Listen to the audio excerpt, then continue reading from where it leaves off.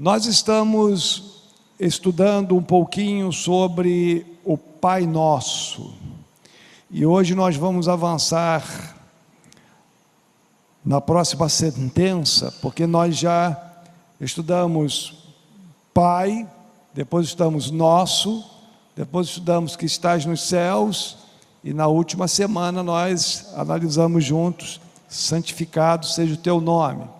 Nesse momento em que Jesus introduziu a sentença, santificado seja o teu nome, ele introduz na sua oração pedidos. Ele está pedindo, e eu expliquei isso na semana passada, que o nome de Deus seja santificado através da nossa vida, dos nossos atos, e por aí vai. E a segunda parte, ou a segunda sentença, que nós classificamos como pedido, não é um ato declarativo, mas é um pedido. Ele está pedindo: Senhor, que o teu reino venha o teu reino. É sobre isso que nós vamos analisar hoje.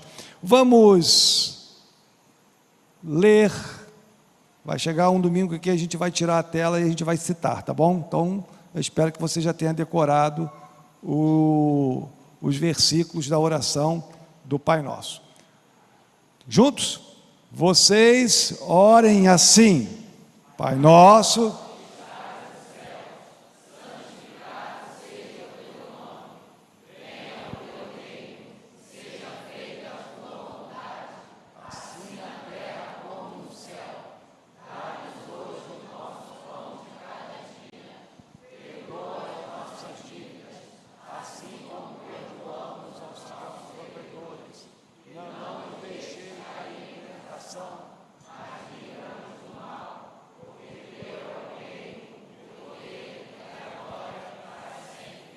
amém. Quem é oriundo da Igreja Católica, ou mesmo que não fosse, mas já sabia recitar o Pai Nosso, levante sua mão. Alguns sabiam já, ok, né? Outros nem da Católica e nem da Batista aprenderam ainda, mas até o fim, mas vão aprender o Pai Nosso, tá bom? Queridos, Jesus está ensinando o Pai Nosso, porque um dos discípulos o pediu: Senhor, nos ensine a orar. Notem que esse discípulo, ele não pede: Senhor, como é que a gente canta? Senhor, como é que a gente dá palestra? Senhor, como é que ficamos nos holofotes? Não, ele pede para orar. O Senhor Jesus, então, ele ensina o corpo dos discípulos a oração, e ele o faz orando. Irmãos, Jesus não está apenas citando palavras, Jesus não está apenas pegando um compêndio, abrindo o compêndio e lendo a sentença do Pai Nosso. Jesus estava orando, Jesus estava ensinando a maneira correta da oração, e ele o faz orando. Pastor, como é que eu aprendo a orar? Orando. Você precisa orar em casa, orar na sua devocional. Sabemos que não poucas vezes o próprio Senhor Jesus buscava lugares isolados para passar tempo com Deus, para orar. Está doendo? Ora. Está preocupado? Ora. Inclusive tinha uma frase que eu gostava de ler nos carros: ora que melhora. Ora que melhora. Está ansioso? Ora. Porque, irmãos, não é clichê, é que na verdade nós estamos derramando a nossa alma diante da presença daquele quem nos criou, que sabe onde mexer, que sabe onde dar o ajuste, que sabe que onde dói. E Jesus, o Filho de Deus, ele não apenas, ele é um bom pregador ou um bom professor sobre oração, ele orava.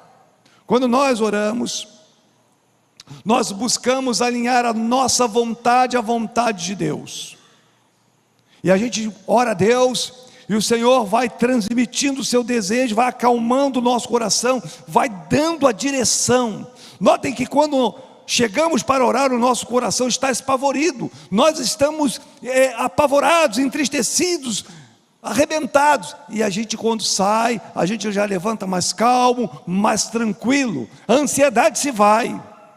Então quando nós oramos, isso acontece porque a vontade de Deus vai adentrando o nosso coração. C.S. Lewis vai dizer, parece ter entendido essa dimensão da oração, quando ele afirma: não oro para Deus mudar a vontade dele segundo o meu desejo, mas eu oro para que o meu coração seja mudado segundo o desejo de Deus. Às vezes a gente quer uma coisa, e a gente diz, eu vou orar e Deus vai responder. Sim, vai responder sempre, Deus sempre responde, mas Deus nem sempre atende. Porque quando Deus diz para você não, é como um pai que ama o filho e que diz não, porque não é bom para ele. A oração também é uma fonte de entregarmos a direção da nossa vida a Deus, e assim estamos demonstrando total e absoluta confiança nele. É quando nós pegamos o volante do carro da nossa vida e falamos: aí, Senhor, dirige a minha vida, me conduz, e ele há de nos guiar pelo melhor caminho da vida, o caminho que ele planejou para cada um de nós. É por meio da oração, meus irmãos, que nós suplicamos os favores divinos. A ciência tem o seu limite, a tecnologia tem o seu limite, o homem é limitado, mas Deus é ilimitado, e é através da oração que o pequeno ser humano tem toda a possibilidade de ver a grandeza de Deus e perceber aquilo que nós chamamos de milagres. Porque pela lógica humana tem-se uma racionalidade, mas Deus quebra esse paradigma.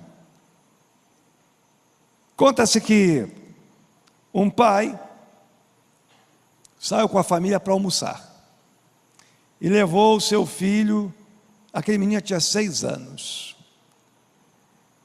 e na hora que eles sentaram à mesa, o filho então viu que a família sempre orava, né? E nós fazemos isso onde quer que seja, seja no restaurante, em qualquer tipo de viagem, qualquer lugar, no hotel, eu vou lá e oro, e assim já estou testemunhando, e quando possível eu já chamo o garçom: vem cá, qual é o seu nome, meu filho?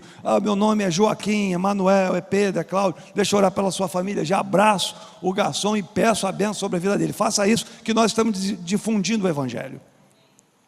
Às vezes a gente faz aquela oração relâmpago, ou nem oramos nos lugares públicos com vergonha. E aí o menino então, quando percebeu que a família orava, ele disse: papai, eu queria orar.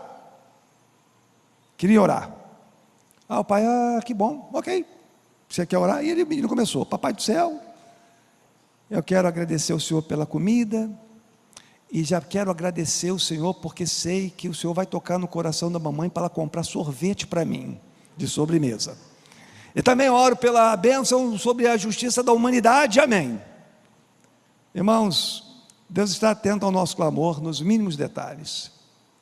Faz bem para a alma orar, faz bem para o espírito clamar, e todo mundo, todo bom crente deveria ser um gigante na oração, porque Deus é Pai, e mesmo que o pedido seja tão simples como: papai do céu, eu quero sorvete, Ele está atento. Parece ser irrelevante, talvez para mim, para você, não para Deus. Deus tem prazer em atender os nossos pedidos, desde que estejam de acordo com a vontade dEle. Mas hoje, nós precisamos avançar um pouco mais e ir além dos sorvetes, porque a gente vai entrar no segundo pedido da sentença lá da oração de Jesus, e ele não pede sorvete, ele pede pelo reino. E isso é bom compararmos os tipos de pedidos que fazemos a Deus e o tipo de pedido que Jesus fez ao Pai. Quantos aqui Não precisa levantar a mão, nem esboçar nenhum tipo de reação. Mas quantos aqui estão orando, falam: Senhor, que o teu reino seja crescido na terra, que o teu reino alcance os presídios, que o teu reino alcance as pessoas que estão numa vida fora da tua vontade, que o teu reino... Muitas das vezes nós estamos: Senhor, eu quero um marido, eu quero uma escola, Senhor, eu quero uma escola boa para o meu filho, Senhor, eu quero um carro do ano, Senhor, eu quero um casamento. Mas e o teu reino?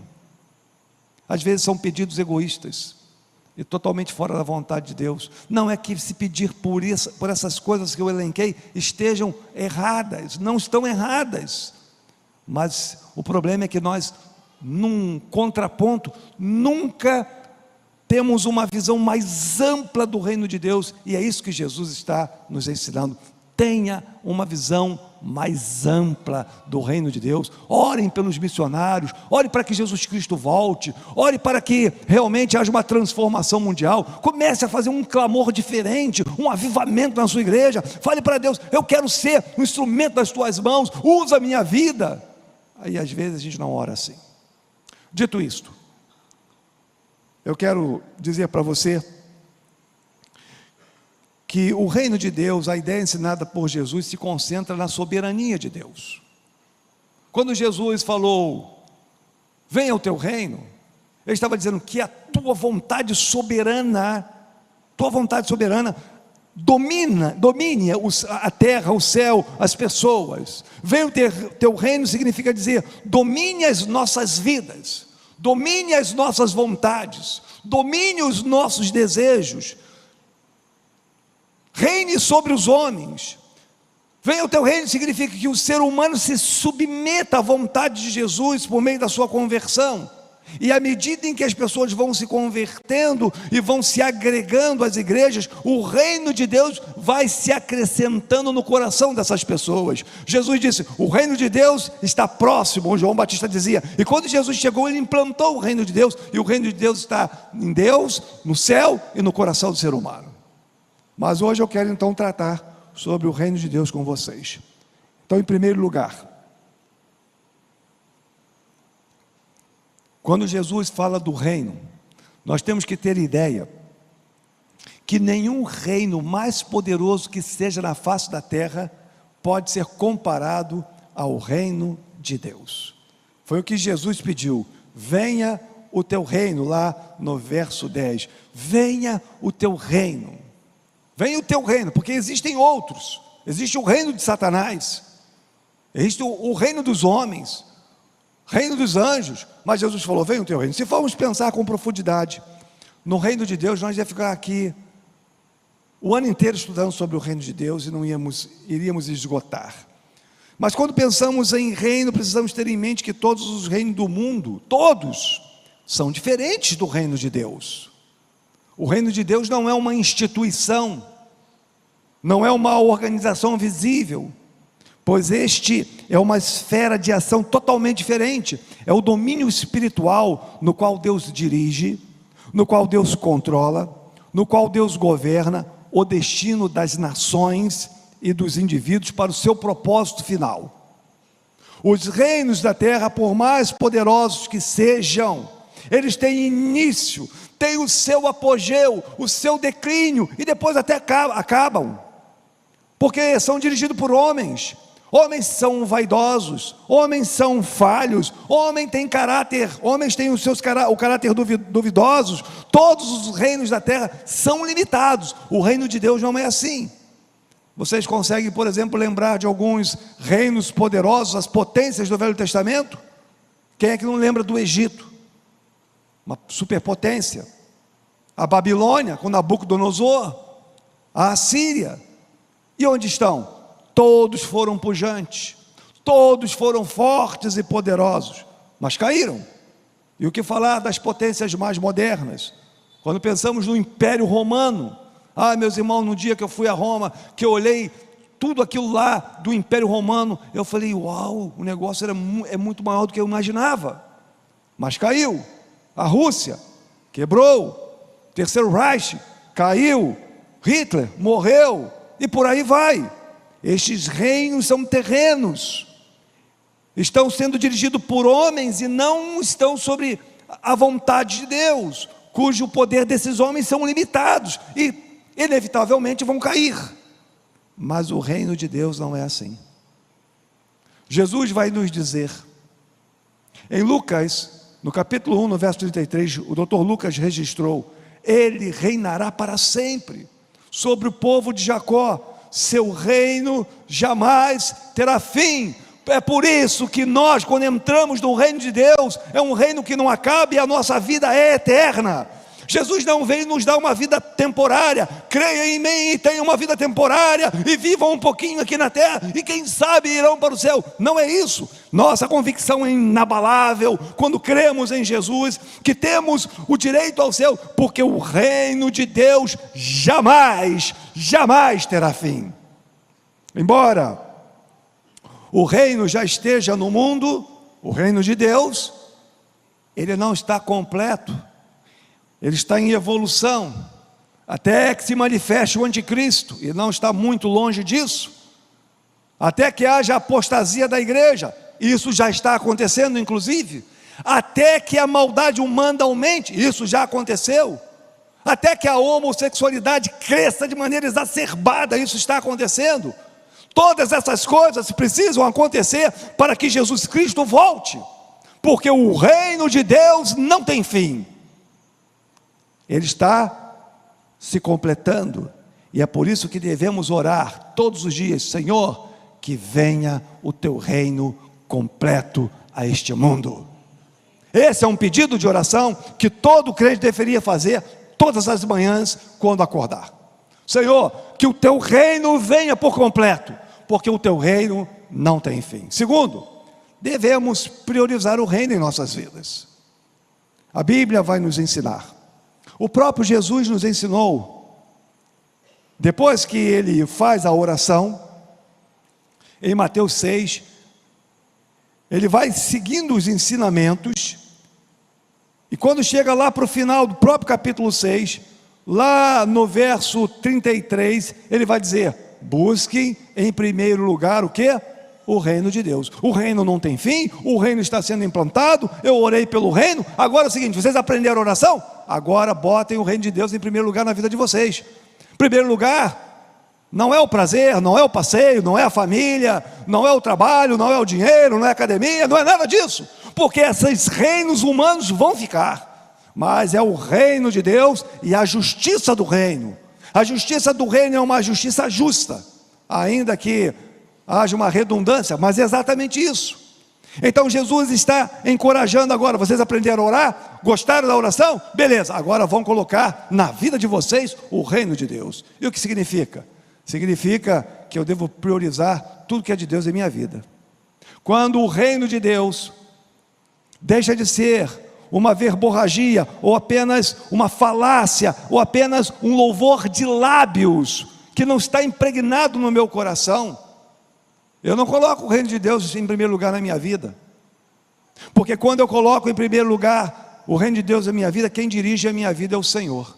Irmãos, quando nós olhamos para a Bíblia Sagrada, e que a Bíblia diz assim: é pecado, por exemplo, namorar uma pessoa que não é crente, isso é a justiça do reino. Você vai dizer: eu não vou fazer, porque o reino de Deus está em primeiro lugar em minha vida. Mas quando você ultrapassa a linha de limite, você está se impondo sobre o reino de Deus. Quando a Bíblia diz: olha, o adultério é pecado, e você ultrapassa a linha de limite, você quebrou a linha do reino de Deus. Quando a Bíblia diz: olha, falar mentira, palavrão, coisas obscenas, essas coisas são pecados, você quebra a linha do reino de Deus. Isso faz com que o reino de Deus não seja primeiro lugar em sua vida. Quando o reino de Deus é primeiro lugar em nossa vida, Deus tem primazia sobre as nossas finanças. Antes de começar a gastar o meu dinheiro, eu me envolvo fielmente com o reino de Deus, com os dízimos, as ofertas. Os valores do reino na minha vida estão acima dos conceitos do mundo. Ah, porque todo mundo faz, ah, porque é bonitinho. Irmãos, o que é bonitinho no mundo pode ser contraponto, pode ser um contraponto daquilo que a Bíblia está ensinando.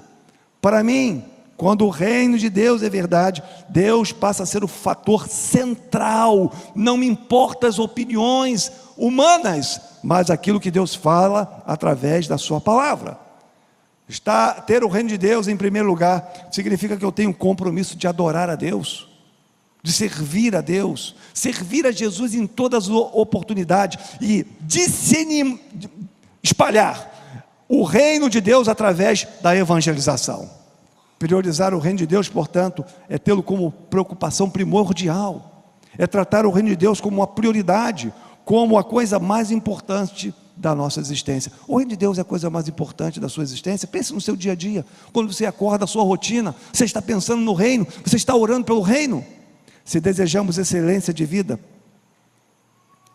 todas as nossas decisões deveriam ter em mente a soberania de Deus sobre a nossa vida. Senhor, é a tua vontade?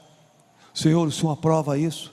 Senhor, se eu tomar essa decisão, eu vou agradar o teu coração? Jesus falou: busque em primeiro lugar o reino de Deus e a justiça do reino, e as coisas que vocês estão preocupadas com o que comer, com o que beber, com o que vestir, Jesus disse: isso eu vou dar para vocês de graça, isso lhes serão acrescentadas.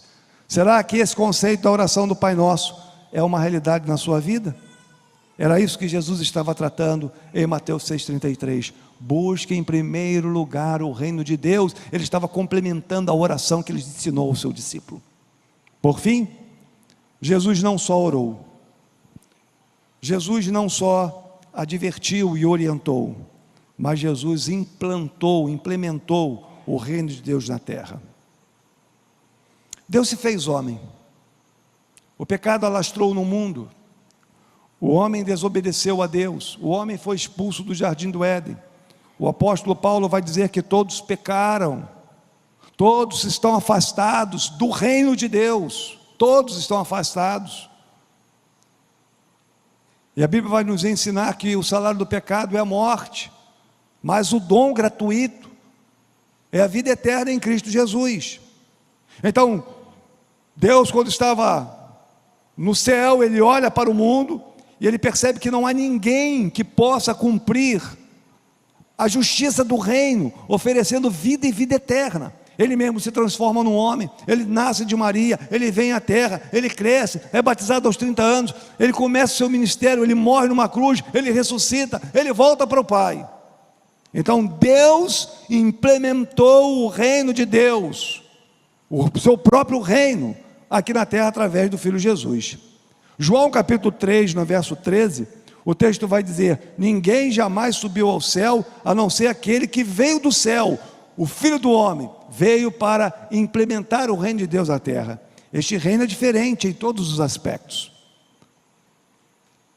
Primeiro, porque para fazer parte deste reino, você precisa nascer de novo.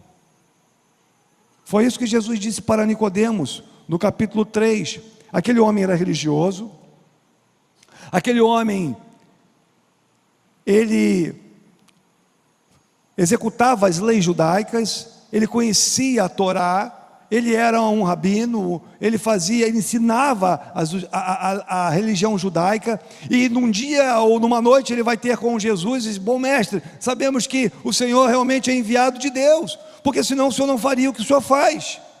E Jesus não se deixou levar por aquele falso elogio, e ato contínuo, em resposta ao elogio, Jesus vai dizer para ele: digo-lhes a verdade, ninguém pode ver o reino de Deus se não nascer de novo. Nascer de novo significa abrir o seu coração para Jesus, recebê-lo como Senhor e Salvador, se arrepender dos seus pecados, e com o coração humilde, falar: Senhor, eu quero a tua paz, eu quero a tua bênção, eu quero a tua salvação, eu quero fazer parte do reino de Deus. O homem precisa abrir mão da sua vida pecaminosa. Sabe por quê? Porque no reino de Deus não entra pecado. O reino de Deus é santo. No reino de Deus não entra corrupção. A justiça do reino que ele manda a gente buscar é uma justiça pura. Portanto, todo homem deve abandonar o seu pecado e se voltar para o reino de Deus, nascendo de novo, se convertendo, entrando no reino através de Jesus. O profeta Isaías, no capítulo 55, no verso 7, ele fez essa advertência, porque Isaías é o pregador do evangelho do Velho Testamento, e ele vai dizer assim, que o ímpio, da onde vem a palavra impiedade, aquele que não crê, abandone o seu caminho, Se o seu caminho é um caminho que não está no reino de Deus, abandone esse caminho, diz o texto. E o homem mau, os seus pensamentos, volte-se para o Senhor, que Ele vai ter misericórdia dele. Volte-se para o nosso Deus, pois Ele perdoará de bom grado. Só o reino de Deus tem poder para mudar a vida do homem. Só através do poder deste reino é que as famílias são restauradas. Nós acabamos de ver o testemunho aqui. Eu nem sabia do testemunho e tinha colocado essa mensagem. Foi através do reino de Deus que a irmã Érica e o irmão Antônio Carlos, a família, foram restaurada pelo poder do reino de Deus. A sua família pode ser restaurada. O seu coração pode ser restaurado. Deus pode restaurar tudo, porque há poder no reino de Deus. É através do reino de Deus que o caráter humano é transformado. Irmãos, já há mais de 30 anos que eu prego o Evangelho. Os irmãos sabem que eu já até fiz uma cirurgia nas cordas vocais de tanto pregar o Evangelho. E eu já vi prostituta se convertendo. Eu já vi ladrão se convertendo, eu já vi drogado, eu já vi um bêbado entrar, eu aceito Jesus. Eu falei, rapaz, esse cara não vai aceitar. No outro dia o cara estava lá, tomado banho, arrumado, e se batizou e estava na igreja. Eu falei, como é que esse bêbado entendeu? Eu não sei, foi pelo poder do reino de Deus, irmãos. Foi pelo poder do reino de Deus. Eu ajudei a discipular o Laércio, nosso pastor que está no presídio. Ele era drogado, ele era ladrão, ele era marginal, ele fazia tudo de errado, mas o poder de Deus alcançou o coração de Laércio. Ouviu o testemunho do matador Cabeleira? Cabeleira era do Espírito Santo. Já contei isso para vocês aqui. Ele era tão mal, tão mal, tão mal. A sua mãe era diaconisa, e a sua mãe fraquinha, ia pregar o Evangelho. Ele pegava a mãe dele e jogava a mãe dele contra a parede.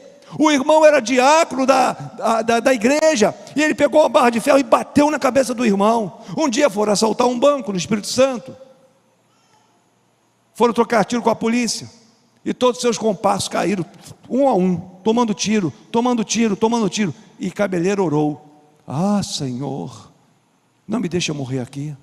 Ele lembrou dos ensinos da mãe, porque é assim. Ele lembrou das aulinhas da escola bíblica, porque é assim que funciona. E quando a morte está chegando perto, ele lembrou de Deus. E ele disse: Senhor, se o Senhor poupar a minha vida, eu vou me converter e vou nascer de novo. Aí Deus falou: tá bom. Todos morreram, menos Cabeleira. Foi preso. E aí lá na prisão tinha fama. Olha, o matador Cabeleira chegou. Só que ele já chegou convertido, irmãos. E aí quando o pessoal olhava para a vida de Cabeleira, aquele homem dócil, aquele homem manso: mas você que era o matador? Não, agora eu sou de Jesus. E ele teve a sua pena diminuída por bom comportamento. E um dia, meus irmãos, Cabeleira saiu por bom comportamento lá, aquelas saidinhas, já que essas saidinhas estão acabando, e deu aquela saidinha. E aí um pastor que o conhecia o convidou: olha, você é convertido, vem aqui na minha cidade, cidade do interior, cidade pequenininha. E botou uma faixa lá: Cabeleira estará na nossa igreja. E aí o pessoal ficou preocupado, e o delegado falou assim: o Cabeleira fugiu da prisão e vai estar na igreja. Nós vamos lá, vamos prender o Cabeleira. Ah, meus irmãos, e Cabeleira então chegou lá, contou o testemunho dele. Isso eu ouvi de Cabeleira. Eu ouvi o testemunho de Cabeleira, eu estava lá quando Cabeleira contou isso para a gente. E ele pregou o Evangelho, deu o testemunho dele, falou tudo que Jesus transformou o seu caráter, a sua vida, e fez o apelo. Nesse momento que ele fez o apelo, a polícia estava lá atrás, o delegado, a polícia, tudo para prender o Cabeleira após o culto. O delegado combinou assim: não vamos prendê-lo no meio do culto, que vai dar um tumulto aqui, deixa terminar o culto, a gente pega o Cabeleira. Irmãos, quando ele fez o apelo, sabe quem foi o primeiro aí à frente? O delegado e a polícia. Eles se converteram pelo testemunho do poder do Evangelho, poder do reino de Deus, irmãos. É o reino de Deus que tem poder para transformar caráter humano. O mundo está em guerra. É guerra em Israel, é guerra na Ucrânia. Se vocês estudarem um pouquinho sobre o continente africano, tem guerra para tudo que é lado, que não é falado. É guerra, é guerra, é guerra, é guerra. Mas há uma guerra velada, porque A paz não é ausência de guerra. Há muita gente que não está em guerra. O Brasil não está em guerra, mas tem muita gente com o coração aflito, conflituoso, brigando na família, não pode sair de casa que tem medo de morrer, falta paz. E como é que a gente vive em paz? Através do reino de Deus. A paz que Jesus oferece pelo reino é uma paz que excede o entendimento. Tinha uma irmã aqui na igreja, e ela não está mais aqui, ela saiu da igreja, a irmã Nicoleta, e ela foi para o hospital fazer uma cirurgia, estava bem ruimzinha a irmãzinha, e todo mundo assim, vai morrer, vai morrer, vai morrer, vai morrer, e a mulher não morreu nada, a mulher está bem vivinha. Mas chegava lá, irmãos, ela pregava o evangelho, ela estava mal, mas aquela doença, aquela enfermidade, aquelas dores, irmãos, não tiravam a paz da Nicoleta, e como não tira a paz de tantos outros idosos da nossa igreja. E os médicos ficam assim, como é que pode? Porque é a paz que excede o entendimento, é a paz do reino de Deus, que o mundo não conhece e o mundo não tem. E o reino de Deus, irmãos, quando nós entramos no reino de Deus, um dos melhores prêmios que recebemos é a companhia de Jesus, porque Jesus anda com a gente todo dia, Ele nos dá bênção, Ele nos dá proteção. A gente anda nesse Rio de Janeiro perigoso, mas Jesus está ao nosso lado, braço forte. Esse que é o verdadeiro braço forte, braço amigo, Jesus Cristo com o seu poder. Fazer parte desse reino significa estar salvo, porque se nascer de novo, vai ter a vida eterna, disse ele. Significa ter a garantia da vida eterna, significa experimentar o sobrenatural de Deus. Não é ser um religioso, não é para vir para a igreja no domingo no culto.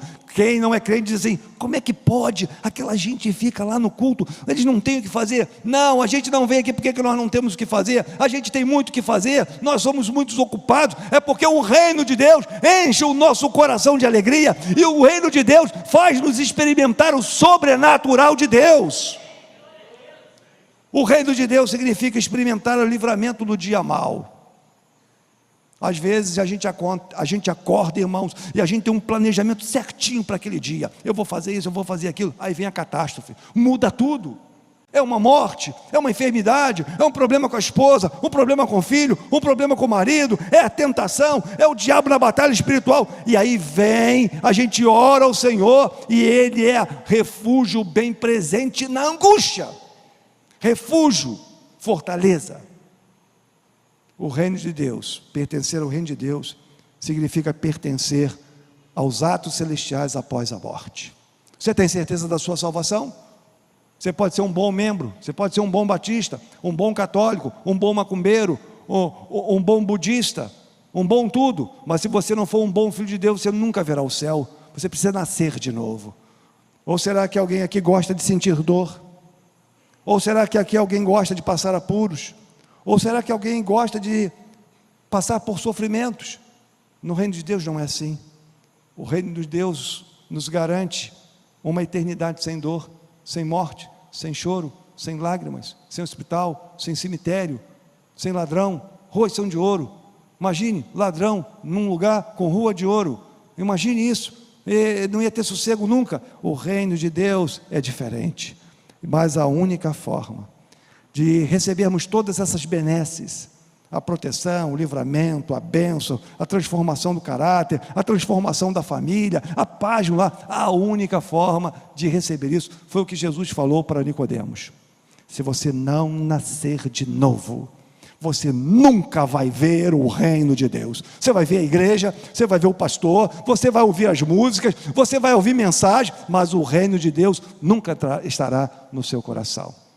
Portanto, essa noite não é a noite apenas para orar sobre o reino de Deus, mas é a noite para você, que é um convidado, que não aceitou Jesus, entrar no reino de Deus, entrar através de Jesus Cristo Senhor, entrar aceitando Jesus como seu Senhor e o único Salvador, para experimentar a paz, a bênção, a vida transformada, deixar Jesus te guiar, você acordar de manhã, conversar com o Pai, Ele vai te livrar, Ele vai te apresentar os milagres, a direção para a sua vida, para o seu casamento, para o seu namoro, para a sua vida profissional. Quantas coisas, irmãos, quando estamos no reino de Deus, que nós clamamos e oramos, e Jesus nos atende porque agora fazemos parte do reino de Deus. Em que reino você pertence? A qual reino você pertence, amigo? Você pertence ao reino de Deus? Jesus falou: venha o teu reino. E nessa noite a oração: venha sobre nós, venha sobre você o reino de Deus.